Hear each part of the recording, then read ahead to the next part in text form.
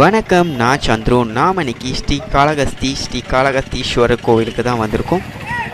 இந்த கோவில் ஆந்திராவில் திருப்பதியிலிருந்து ஒரு 36 கிலோமீட்டர் தூரத்தில் தான் அமைஞ்சிருக்கு. இதுதான் ஸ்வர்ணமுகி நதி. பார்ப்பதற்கு ரொம்பவே அழகாக இருக்குது இந்த நதி. சிவபெருமானுடைய பஞ்சபூத சிவத்தலங்களில் இது வாயு ஸ்தலமாகும். இது வடமேற்கு திசையில் இருக்கிற ஒரு நுழைவாயில். இந்த கோவிலுக்கு பக்கத்திலேயே ஒரு மலை இருக்குது. மலைக்கு மேலே ஒரு கோவிலும் இருக்குது.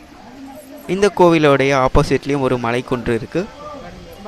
வாயு வடிவில் சிவபெருமானை இங்கு காளகஸ்தீஸ்வரராக வழிபடப்படுகிறது. இந்த கோவிலை தென்கைலாயம் என்று அழைக்கப்படுகிறது.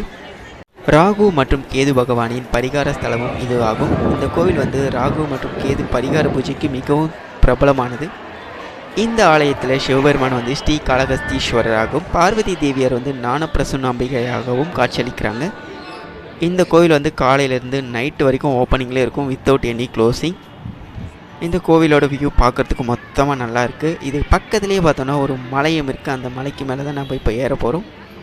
மலைக்கு மேலே கண்ணப்பர் கோவில் மற்றும் சிவன் பார்வதி பிரம்மாண்ட சிலைகளும் நம்மளால் பார்க்க முடியும். சிலந்தி, பாம்பு, யானை வழிபட்ட ஸ்தலம் இது. அதனால் ஸ்ரீனா சிலந்தி, காலம்னா பாம்பு, அத்தினா யானை. அதனால தான் இந்த ஊரோட பேர் ஸ்ரீ காளகஸ்தி என்று அழைக்கப்படுது. இங்கே நம்ம சுற்றி பார்க்குற எல்லா இடங்களும் பார்க்குறதுக்கு அவ்வளோ அழகாக இருக்குது. மலையில் நாம் ஏறும்போது பாதி வழியில் ஒரு இடத்துல ஏராளமான நாகர்களோட சிலைகள் மற்றும் சிவன், பார்வதி, விநாயகர் சிலைகளை பார்க்க முடியுது. இந்த கோவிலுக்கு வழிபாடு செய்வதனால நாகதோஷம், காலசர்ப்ப தோஷம் நீங்குவதாக நம்பப்படுது. மலைக்கு மேலே நாம் ஏறி போகும்போது ரெண்டு பக்கத்துலேயும் பார்த்தோம்னா ஏராளமான மரங்கள் அழகாக காட்சியளிக்குது.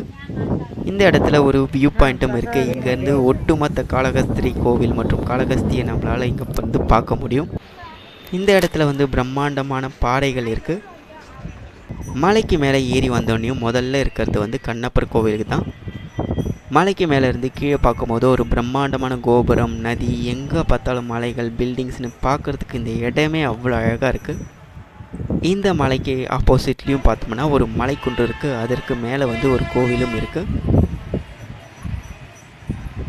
நாம் இருக்கிற இந்த மலை மீதே பார்த்தோம்னா ஏராளமான சிவன் கோவில்களும் இருக்குது. இங்கே ஒரு கொடிமரம் இருக்குது. இங்கே ஆப்போசிட்டில் கோவில்கள் இருக்குது. அதுக்குள்ளே பார்த்தோம்னா சிவலிங்கங்கள் தான் இருக்குது. அப்படியே நம்ம இங்கேருந்து ஓவரால் வியூ பார்க்கும்போதும் ரொம்ப அழகாகவே இருக்குது. காற்று தான் ரொம்ப அதிகமாக அடிக்குது.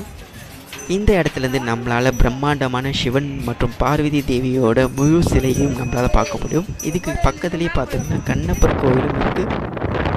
இந்த இடத்துலேருந்து நாம் எங்கே சுற்றி பார்த்தாலும் பிரம்மாண்டமான பெரிய பெரிய மலைகள் தான் காட்சியளிக்குது.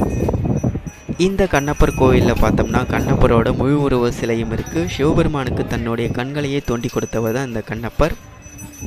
கண்ணப்பரை பற்றி நம்ம ஏராளமான திரைப்படங்களிலும் பார்க்கலாம். இந்த கொடிமரத்தில் ஆடுற இந்த மணி சத்தம் ரொம்ப அழகாக கேட்டுகிட்டே இருக்குது. கண்ணப்பர் கோவிலுக்கு பக்கத்துலேயே பார்த்தோம்னா ஒரு வழி போகுது. அதில் நம்ம போனோம்னா பிரம்மாண்டமான சிவன் மற்றும் பார்வதி தேவி இருக்கிற இந்த சிலை இடத்துக்கு நம்ம வரலாம். பார்க்கறதுக்கு ரொம்பவே அழகாக இருக்குது. நாம் இருக்கிற இந்த இடம் தான் காளகஸ்தி மலையோட உச்சி. எங்கே பார்த்தாலும் பில்டிங்ஸோடு பார்க்கறதுக்கு ரொம்ப அழகாக இருக்குது. ஓகேங்க, இந்த வீடியோ பிடிச்சிருக்கும் நம்புகிறேன். மீண்டும் அடுத்த வீடியோவில் சந்திக்கலாம். Until bye from Chandru.